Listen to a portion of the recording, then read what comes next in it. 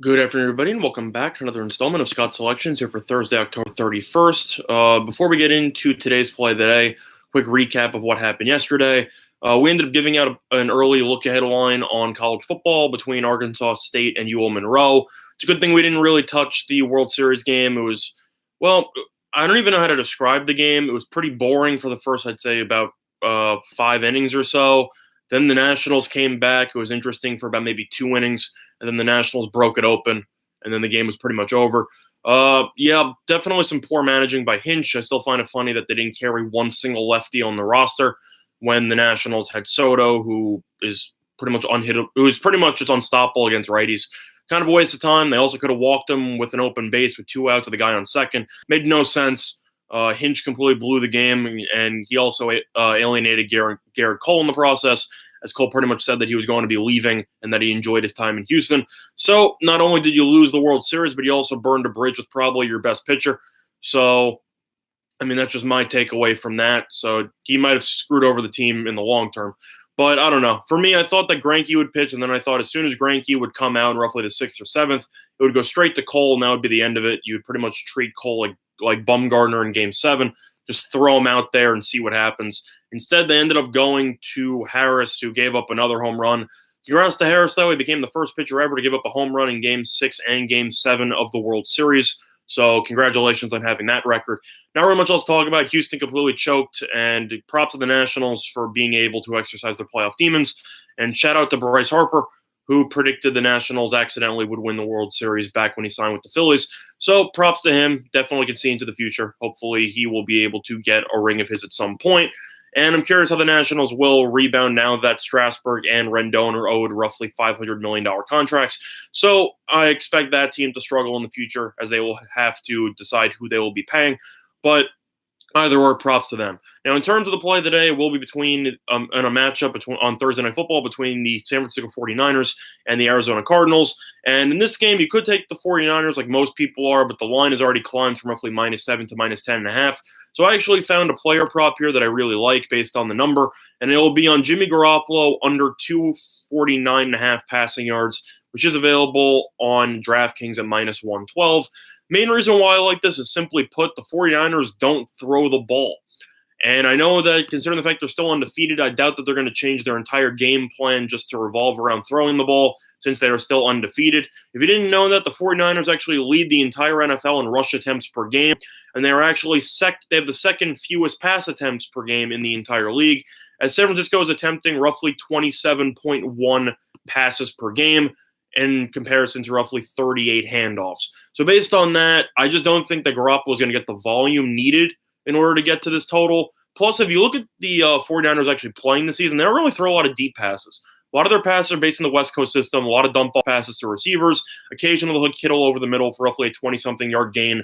But overall, they don't really throw the ball downfield that much. And I think Arizona, even though their pass defense is terrible, they rushed and gave up roughly 400 yards to Breeze last week. They also gave up 120-something yards to Latavius Murray in the backfield. And after Coleman had 4 touchdowns, and Breida is now expected to play today, and Jeff Wilson's still going to be active, I definitely think San Francisco will stick to their rush-first attack. I think that they should run the ball roughly 40-something times as they usually do. I think Garoppolo will attempt some play-action passes. But this number, 249.5, is just too high for me, especially considering the fact that Garoppolo has only gone over that total in 2 games this entire season. And those 2 games occurred in Week 2 and Week 3. One was against the Bengals. Their defense is terrible. And the other was against Pittsburgh. That was mostly because they were losing the entire game and they had to try to come back at the end. I think if San Francisco opens up a big lead early, as people expect them to, they should be running the ball pretty much the majority of the fourth quarter, trying to ice the game away.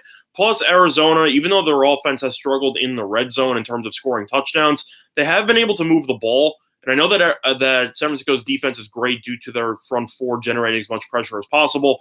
But the Cardinals love to dump the ball off, short, methodically move the ball, just move the chains. I expect Murray to throw the ball a decent amount. David Johnson is expected to play in this game, so you should see a couple of more handoffs in this game based on the fact that, Edmonds won't play, but I think Johnson's a better running back than Edmonds. He's also a good pass catcher. I think that the Cardinals will look to try to get the ball out of Murray's hands as quickly as possible in order to negate the pass rush. And I also think Murray can run for a couple first downs when needed. Do I think that the Cardinals have a shot at winning this game? No. Hell no. I think the 49ers will win this game pretty comfortably. But at the same point, I think game flow will dictate the 49ers to take control early. I think the 49ers will run the clock late, and I think that Garoppolo will only attempt roughly 25 passes, give or take. So for that reason, I just simply think this total is a bit too high. If you've looked at his numbers, Garoppolo has gone under 249.5 in each of his last 4 games, and I just think this number is a bit too high. Plus, Garoppolo this season just hasn't really looked that good. He has 9 passing touchdowns, 7 interceptions. He just hasn't really looked that sharp to me. So I really just don't think San Francisco will try to put the ball in his hands. Is the Arizona's pass defense any good? No, but their pass rush still has Chandler Jones, and their secondary still has Patrick Peterson. So their secondary is okay. Is it great? No. But I definitely think that the way to beat Arizona is to try to grind the ball on the ground. I think you should see that happen, and I think this number is way too high.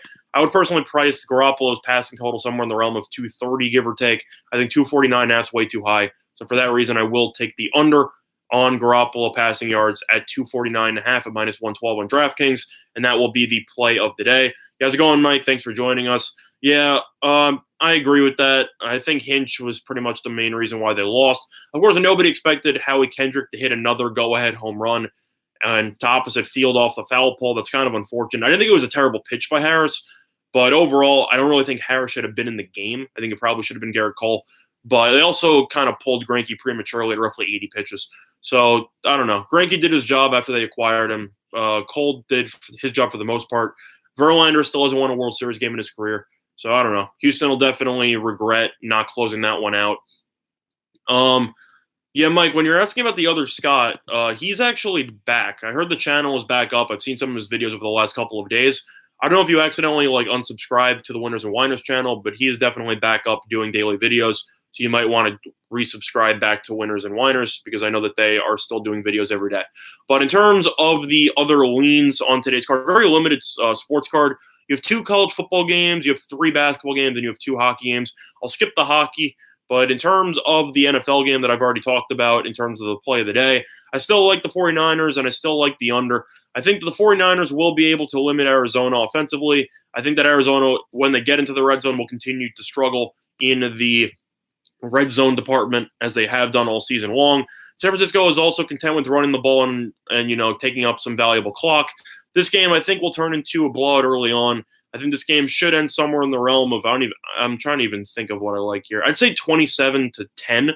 I think this game's going to be pretty ugly. I think San Francisco, even though their offense has been great, if Arizona can simply clamp down on the rushing attack, I don't think they'll be able to, but they might be able to limit San Francisco to some field goals. San Francisco's red zone offense has not been great. Most of their touchdowns against Carolina came from big plays from the line of scrimmage. The red zone offense leaves a lot to be desired. And overall, I think that this game could turn into a field goal contest. I think San Francisco will get into the end zone more, and I think they will force some turnovers. But as a whole, I think San Francisco should win this game by – I think they're going to cover the spread, but I think they'll win this game 27-10. So I will lean to the under also. Moving on to college football, Baylor's been bet up from 17.5 to roughly 19. Total stayed flat at 57 for pretty much the entire week. In terms of the game here, I'd have to lean to Baylor. Yeah, I think Matt Rule's done a great job with the program. West Virginia is still kind of rebuilding, and they've had some quarterback health concerns, which definitely concern me. Baylor's at home. I think they'll be able to come out and as the number 12 team in the country, and I think they will be able to win this game by about 3 touchdowns, as West Virginia's defense leaves a lot to be desired. Lean to Baylor here, -19. Not going to bet it personally, but that would be my lean, and I would lean to the over as well, as West Virginia's defense isn't great, but they also still play up tempo. So I think you should see a decent amount of points. Lean to the over. And Georgia Southern versus Appalachian State. A lot of money's coming on the under. Opened up at 49, down to 44, and a lot of money's coming on Georgia Southern as they opened up at plus 18. They're currently down to plus 14.5, give or take, market wide. In terms of that, I actually would lean to Appalachian State. I think based on the fact that Appalachian State's the best team in the Sun Belt by a wide margin, they're currently ranked. I think that the market's overcorrected a bit too much. Georgia Southern runs a triple option, or they run an option attack, I should say, which might initially give Appalachian State some issues because of the fact that it's on a short week. But Appalachian State at home is unstoppable for the most part. Their offense averaging roughly 40 points per game. I think Appalachian State should be able to do what they want offensively, assuming the weather cooperates. And I think that Appalachian State should win this game by about, I'd say 17. So I would lean to Appalachian State, and I would lean to the over as well, as I think 44 is just too low of a total. Now, in terms of basketball, looking at the card here, Miami plays Atlanta again in the second end of in the second straight matchup between these two teams. I made some money on Miami, live betting them in the second half after Trae Young got injured, and I said that on my Twitter that I thought Atlanta is an instant fade with Trae Young out of the lineup. I'm going to lean to Miami again. Miami turned the ball over 27 times due to some full court pressing. I have to assume Spoelstra definitely addressed that as in practice, as that was very hideous to watch. But Miami has way too many weapons. Harrow's turned into a very solid player. Jimmy Butler's back in the lineup. Bam Adebayo has been really good. Dragic has been very solid. Miami's a very underrated team. And I think Atlanta, they have John Collins now, and that's pretty much it. If you look at the rest of their team without Trae Young, yes, you have Kevin Huerter, who's okay. You have Vince Carter, who's about 50. Props to him, though, is still putting in work. But, I just think Miami has too many weapons. I think Miami should win the battle on the boards with Olynyk and with Bam. And I think you should see Miami win this game by about 10. Lean to Miami on that one. Moving on, Denver versus New Orleans. This line's a bit questionable to me, as Denver finally lost the first game of the season to the Dallas Mavericks, but they're currently -4 favorites against a winless team. This line looks a little bit concerning. I'm still going to take Denver, though. I'm going to take the bait. I just don't think New Orleans is that good. I've seen them play. They look competitive against Toronto in the first game of the season. Other than that, though, they got smacked by the Warriors, and the Warriors have looked terrible so far this season. I don't really think New Orleans is that good.